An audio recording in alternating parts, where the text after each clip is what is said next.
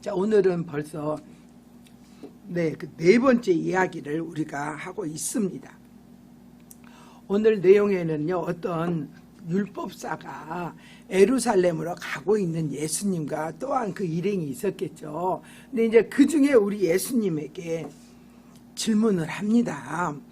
율법사라고 이런 사람은요, 그때 당시에 그 바리새파 있죠. 그 사람들입니다. 그래서 이들은요, 모세 오경에 나타난 613가지의 계명이 있었잖아요. 혹시 이 중에 하라는 계명이 몇 개죠? 248, 그죠? 하지 말라는 계명이 365, 그죠? 에브리데이 엄마가 또 아들이 또 그 딸이 어디 나갈 때 오늘은 나쁜 사람하고 사귀지 말어, 안전한 길로 가, 운전 조심해 하듯이요, 이 율법에서는 계속 우리들에게 이렇게 살아야 옳다, 저렇게 살아야 안전하다라고 이렇게 이야기하고 있으십니다. 자, 그래서 오늘 그 누가복음에서 말하는 이 율법사를요, 그 마태복음에서는요 12장에 보니까 어때요? 서기관이라고, 그 마가복음에서는 서기관이라고 얘기하고요, 마태복음에서는 또 이와 같이 율법사라고 이렇게 이야기하고 있습니다. 하지만 서기관이나 그 율법사는요, 이름이 다를 뿐이지 하는 일은 같습니다. 성경을 다루어서 그 백성들에게 알려주는 일을 하고 있죠. 자, 그래서 이러한 일을 하는 사람은 아마도 그 연륜이 있고 그 백성들에게 인정받는 이들이었겠죠. 그분이 이제 예수님이 가시는 곳마다 사람들이 많잖아요. 그러니까 이분의 그 생각에 요즘 그 부상하는 그 젊은 그 예수라는 그 사람에게 나도 한번 가봐야겠다. 그리고 내가 알고 있는 그 질문을 한번 해봐야지라고 이렇게 생각을 합니다. 그래서 25절에 얘기합니다. 어떤 율법 교사가 일어나서 예수를 시험하여서 이르되, 선생님, 내가 무엇을 하여야 영생을 얻으리까? 라고 이렇게 이야기하고 있습니다. 아마 이때도 예수님께서 길 가는 게 아니고 아마 길 가다가 사람들을 만나서 교육하고 있으셨을 때가 아닌가 이렇게 생각합니다. 그러니까 이 서기관이 율법 교사는요, 내가 하는 질문에 대해서 저 사람이 어떻게 답을 하는가 시험하려고 하는 그 생각도 있었고, 또한 그 요한복음 그 3장에 나오는 또 그 니고데모 있잖아요. 그분도 역시 예수님이라는 사람에게 자기에게 있는 그 의문점을 해결하기 위해서 또 그 밤에 와가지고 내가 어떻게 해야 영생을 얻겠습니까? 라고 얘기하듯이 아마 이 사람도 자기에게 있는 오랫동안 가지고 있는 해결하지 못한 의문점이 있어서 직면적 이야기하는 것일 수도 있겠죠. 어쨌든 간에요, 여기에서는 분명히 얘기합니다. 예수님을 시험하려고 했다라고 지금 이렇게 얘기하고 있습니다. 자, 여기에서요, 이분이 하는 이 말에 대해서는요, 당시 유대인들은요 어떻게 생각했어요? 메시아에 대해서요, 아마 다윗왕과 같이 크고 힘세고 훌륭한 사람이 와가지고 이 로마에 대해서 이스라엘 이 유다 땅을 해방시켜줄 이 사람을 기다리고 고대하고, 그리고 어땠어요? 기도하고 있었겠죠. 그런데 이 예수라는 사람이 와가지고요, 자칭 내가 그리스도다, 메시아다 이렇게 얘기를 하면서 또한 아픈 사람도 낫게 하죠. 또한 그 심지어 사망한 사람까지 다시 살리는 일을 합니다. 그리고 또 오병이어도 있었죠. 칠병이어도 있었잖아요. 그러니까 많은 사람들이 저분이 우리의 왕이었으면 하는 그 생각들이 많이 있었잖아요. 그러니까 이 사람도 역시 와가지고 그 관심이 있었던 것을 직면적 이야기하고 있습니다. 근데 여기에서요, 이 율법사가 사용한 단어 중에요, 영생이라는 이 단어가요, 오래 산다는 이 말이 아니고요, 상속받는다라는 이 단어를 사용하고 있어요. 즉, 이 율법 교사는요, 내가 얻을 특권이 있죠. 이익이 무엇인가? 저 예수라는 젊은이를 따라다니면 내가 얻을 이익이 무엇인가 지금 현재 이 생각을 하고 있다는 것이죠. 그래서 정말 그 이익을 얻을 수 있는지 없는지를 지금 질문하고 있다. 지금 현재 우리는 이렇게 알 수 있습니다. 그러니까 오늘날 말로 하자면요, 어떻게 말한 거냐면요, 예수 선생, 당신이 전파하고 있는 하나님의 나라라는 그곳에서 나도 한몫 차지하려면 내가 어떻게 하겠는가라고 이렇게 얘기한 거예요. 오늘날로 얘기하면요. 자, 예수님께서는요, 예수님께서 전파하시는 하나님 나라에 동참하기를 소원하는 것으로 그의 그 질문을 받으시고 도리어 얘기를 하십니다. 예수께서 이르시되 율법에는 무엇이라고 기록되었으며 내가 어떻게 읽었느냐, 당신은 그걸 어떻게 이해하고 있습니까? 라고 얘기하는 거예요. 그러니까 예수님은 이 사람이 율법 교사이기 때문에 율법에 대해서는 입만 뻥긋하면은 줄줄줄 나올 걸로 알죠.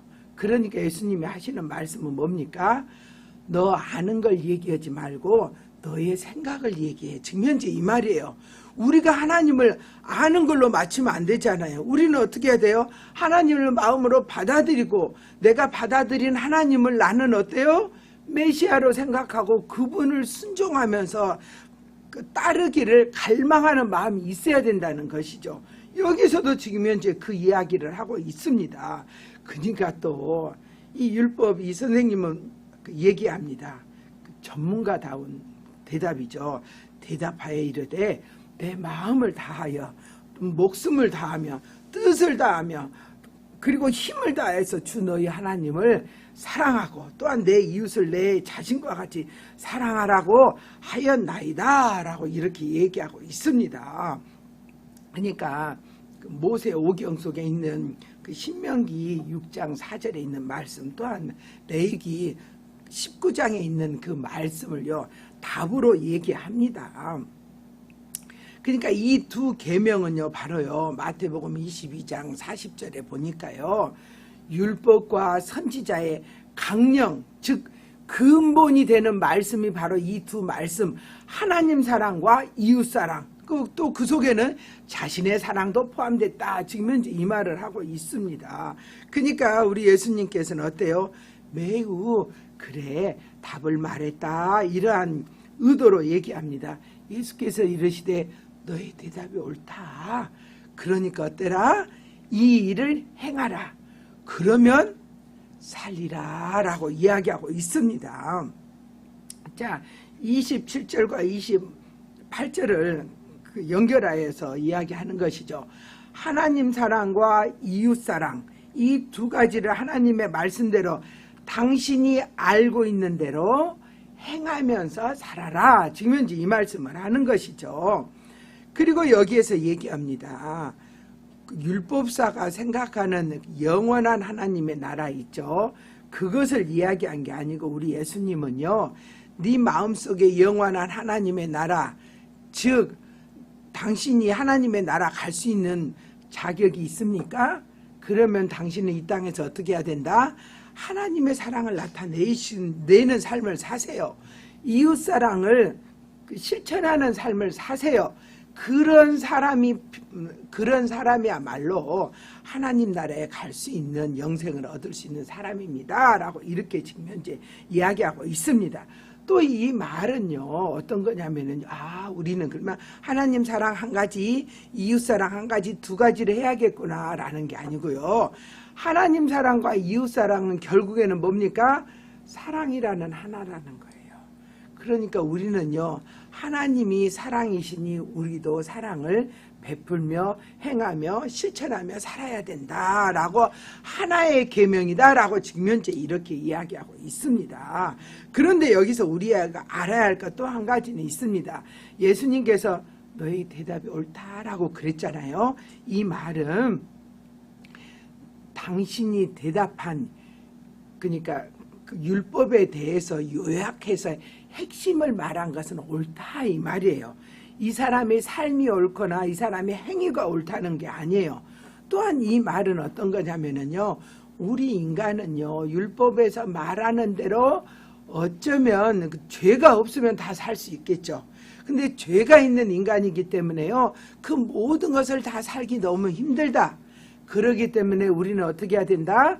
성령 하나님을 의지하면서 성령님을 의지해서 살아야 된다. 지금 현재 이 말을 여기에서 또 의미적으로 나타내고 있다는 것입니다.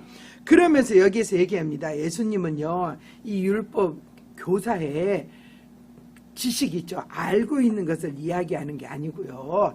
그가 의도하고 있는 그 예수님을 테스트하려고 하는 거 있잖아요. 그 마음을 알고 있었습니다. 그러니까 29절에 또 말씀하시죠. 그 사람이 자기를 옳게 보이려고 예수께 여짜오되 그러면 내 이웃이 누구니까? 라고 얘기하는 거죠.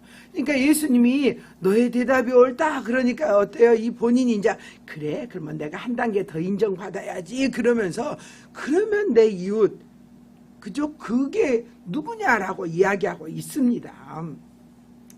사실은 그때 당시에 이 바리새인들과 이 서기관들은 어땠습니까? 자신들의 행위와 자신들이 그 율법대로 살려고 하는 건 매우 옳은 삶이라고, 우리처럼 남들도 살아야 돼라는 이 생각들이 많이 있었어요. 그러기 때문에 어때요? 예수님은요, 너의 행위가 옳은 게 아니고 너의 답은 옳다. 그러니까 너의 행위도 네가 말한 답처럼 살아라. 지금 이 말을 한 거죠. 근데 이제 이 사람은 어때요? 그러면 내의 이웃이 누구입니까? 나는 계속해서 옳게 살았는데 당신이 말하는 지금 행위로 보이라는 그 삶이 무엇입니까? 라고 지금 이렇게 얘기하는 거죠. 그러니까요, 우리 예수님께서 또 그 대답하시면서요, 이야기 하나를 이야기하죠. 그 이야기가 바로 뭡니까? 사마리아 사람. 그죠? 원래는 사마리아 사람인데 이제 후대에 오면서 어때요? 선한이란 단어가 지금 앞에 있어가지고 선한 사마리아 사람이라고 지금 현재 오늘날은 알려져 있습니다. 예루살렘에서 여리고로 내려가다가 강도를 만나매 강도들이 이들을 여럿이 가지 않고 그 위험한 그 길을 혼자 갔어요.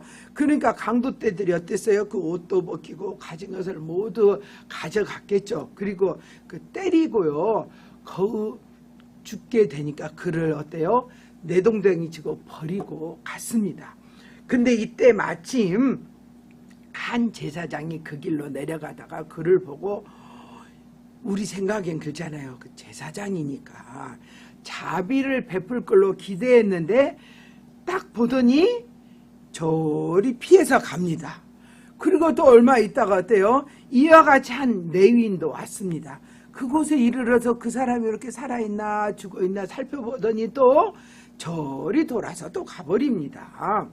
그런데 그때 어떤 사마리아 사람 한 사람이요, 여행을 하다가 또 그 길에 왔어요. 아마 이 사마리아 사람이 여행 중에 그를 만났다 했을 때 그 얘기를 듣고 있던 사람들은요, 아마도 이 생각했을 거예요. 아이고, 그 강도 만나 이 사람 큰일 났네. 사마리아 사람을 만나게 됐다니, 아마 이 생각했을 거예요. 왜냐하면 그때 당시에 사마리아 사람은요, 도둑이나 강도 때 나쁜 사람의 대명사로 이용되고 있었거든요. 그런데 세상에 그 사람은 어땠어요? 자기들을 남들이 어떻게 보느냐와 상관없이 그를 불쌍히 여겼어요. 그리고 가까이 가서 기름도 발라주고 포도주도 발라주고 상처에 또 그저 더 상처가 덧나지 않도록 하고요, 싸매주고 자기가 타고 왔던 그 짐승에 그 사람을 태우고 주막으로 가서 돌봐줬다라고 얘기하는 것이에요. 그러니까 이 이야기 속에서는요, 기대했던 사람은 돌아가고 전혀 기대하지 않고 오히려 큰일 났네, 저 사람 만나면 이 사람은 강도질이 아니고 더 살해당할, 더 위험을 당할 수 있을 텐데 라고 생각했던 사람은 오히려 도와주고 돌봐주고 감싸줬다는 사실을 여기서 얘기합니다. 제롬이라는 이 학자에 의하면은요, 예루살렘에서 여리고로 가는 길은 한 그 17마일 정도 된다고 얘기를 해요. 그리고 예루살렘은요, 해발 760m예요. 그러니까 굉장히 높은 곳이죠.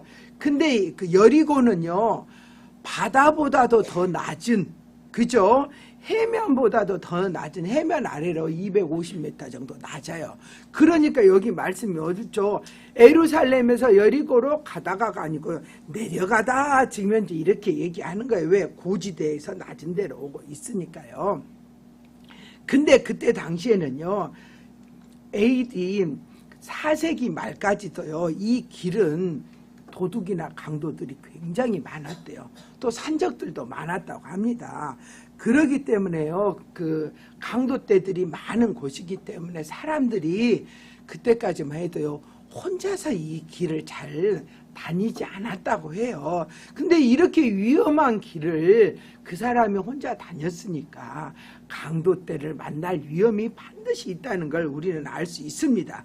그리고 여기서 또 우리가 알 수 있는 것은요, 31절에 보니까요, 마침 또 이렇게 이야기하고 있죠. 한 제사장이라고 얘기했는데 여기서 사용하는 마침이요, 카다시 퀴리안이라는 이 단어를 썼어요.